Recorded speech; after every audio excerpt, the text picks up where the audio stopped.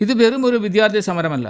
പശ്ചിമ ബംഗാളിന്റെ മണ്ണിൽ വിനാശത്തിന്റെ വിത്തുപാകുവാൻ ഒളിഞ്ഞിരുന്ന രാജ്യദ്രോഹികൾക്കുള്ള final warning. വിദ്യാർത്ഥികളുടെ സമരത്തെ മറയാക്കി കൽക്കത്തയെ ചോരക്കളമാക്കാൻ നോക്കിയവർക്കിനി രക്ഷയില്ല.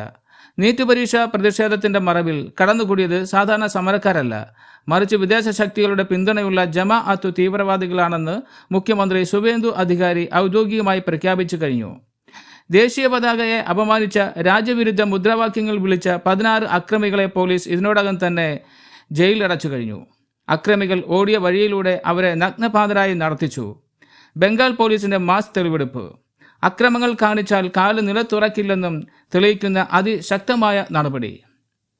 ചരിത്രത്തിൽ ആദ്യമായി പുതിയ ആന്റി ഗുണ്ടാ നിയമം പ്രാബല്യത്തിൽ.